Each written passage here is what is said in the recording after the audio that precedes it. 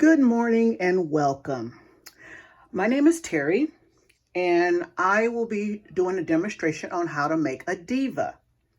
Divas started several years ago and mostly people put them on wreaths to hang on doors. But I wanted to take a little step further.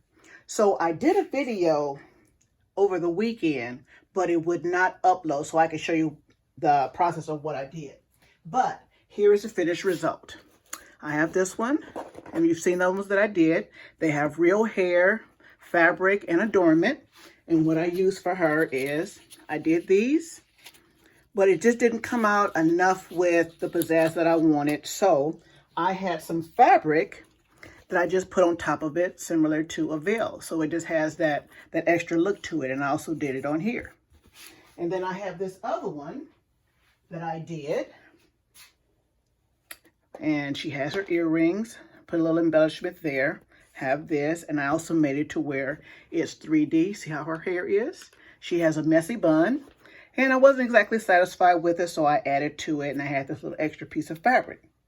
So what you will need in order to do a diva, they're just basic things. You'll need your image, and I have this one, and what I did was I had it copied 11 by 17 on just regular poster board.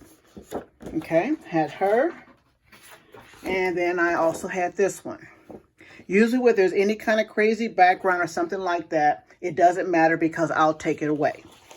And what you'll also need are scissors. You'll need a very strong adhesive. I have my E6000. You'll need a hot glue gun, and that'll be for your embellishments. You'll also need glue, and I have this right here. And you need something to spread it with. I use a roller, or you can use a regular paintbrush, and you'll need something to help you to spread it. And you can just use a paper towel, cloth, or anything like that. So once I find the image that I want, I'll cut the background away, and I'll leave just a little bit extra. And this extra is, so once I take it, and you'll also need foam board. This is just a regular foam board. You can get this at the dollar store. If you're lucky, you can find it at Walmart. Basically, any dollar store will carry it. And you'll also need something to adhere it to for your finished product. I have this canvas. This is 16 by 20. It's stretched canvas that's on wood. And then I have this one, which is 11 by 14, and it has this on it, but you'll never see that in the finished product. Or you can do foam board, which is this. It is like canvas, except it is on a flat board. And this can also be placed on an easel for the finished product. Everybody doesn't necessarily put everything on the wall. So, and then what you also need for your embellishment, you'll need hair. You can have it in a braided form. You can have it a wig that you deconstruct. I have weaving hair that I have on the welt. And I bought these from my local beauty supply house. The owner, she sets aside some from her, the one she has on display that she's not going to sell anymore, or maybe it's an old style, but she sells them to me. And then you'll need your embellishment, your fabric, or whatever you're going to use. I found these are actually pants. It was labeled one size fits all, but it's a really pretty fabric. And this came from a store that I get here called King Dollar. There's felt. Here's something that I got from Hobby Lobby. Also this one and this one. So basically you can use anything that your heart desires if it's pleasing to you. So what I will do is, and then one other thing that's very important that you need. Once your image is put on the foam board, you're going to cut it out. Most people use an X-Acto knife. I have this little tool right here. It is called a hot knife. Basically, it is an X-Acto knife that's electric. This makes cutting through the foam board very, very easy. So once I cut the background away, I will take my foam board, and you'll also need something to mark on your on your canvas. I mean, I'm sorry, on your foam board. So, and this video will be in maybe 2 or 3 steps, but as I do one step to another, I'll make sure that you know exactly what you'll need. And there's nothing that you'll need that's impossible to get. So what I do is, so I can conserve as much space as I can on here, I will take my item, my image, and I'll just go around this way. And the reason why I'm doing this is that once I put the glue down, I want to make sure that I'm within the parameters of the image. That way, I'm making sure that I have it on the image and a little bit on the border of it. And then I'll stick this one next to her and do the same thing. I don't like to waste foam board. I would get, the cheapest place to get it would be Walmart, but my Walmart does not have it. They are sold out. And the lady said that their supplier is sold out. So I am conserving every little bit. Okay. So once I get that down, I know to stay within this border. So this step, what I'm going to do is, I just sprayed a little bit of water so it'll be easier enough for me to mess with. Take my glue, put just a little bit on here.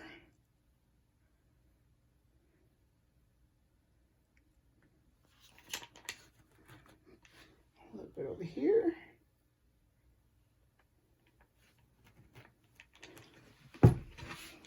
Now I'm going to spread it, making sure I stay within that line.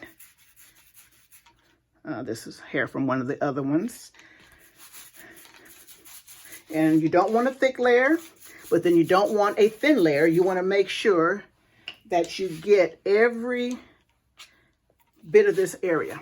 Move this back a little bit so you can see what I'm doing.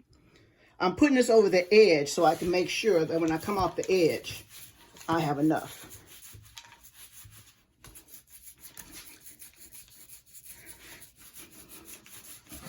Making sure I get over every little bit. Take a little over here. Make sure I get every little bit over there. These things make wonderful gifts. They're good to memorialize someone. You have a relative that has passed away. This makes a great gift for them.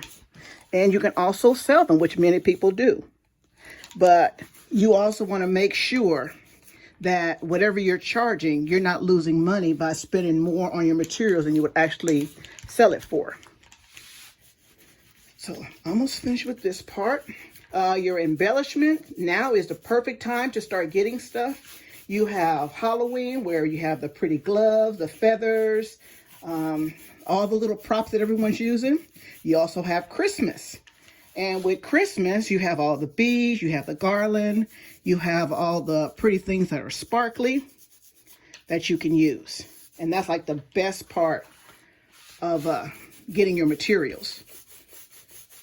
I'm almost finished with this. Put the edge right here. And you don't need a lot of glue because you're not going to put down a hefty coating, but you just want to make sure that it is completely in place. And as long as you stay within the lines that you drew, to make sure you get all of it, you're in good shape. Okay. This out the way. So this is all you need to do. Make sure I have her all around here.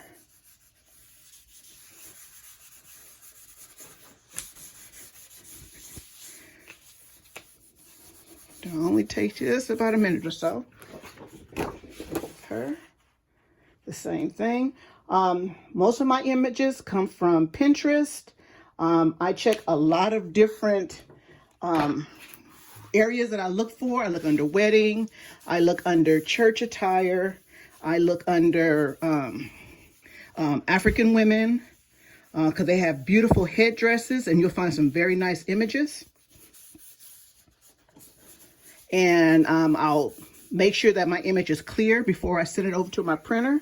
I don't print it here in my office. I actually send it to my local printer, and they only charge me just pretty much pennies for it. It's going to cost you a little bit more than getting a regular copy because you're getting it on poster board. So once I make sure all this is down, and I'll just sit it somewhere. Normally I would do this like late in the afternoon, and I'll sit it somewhere and I'll leave it alone and I'll let it dry. And that's usually overnight. So we are going to work on her. Okay, so I don't concern myself with this. I think more along the lines of if I want to leave her with a headdress or if I want to put hair there. So I have different styles of hair. So I may see if I want to have hair on her like this, or if I want to have it where it comes down on both sides. Then I can kind of mess with it that way. If I wanted to come behind her a little bit, or if I just want to cover it all together. So let me get some more ideas for her and we will be right back.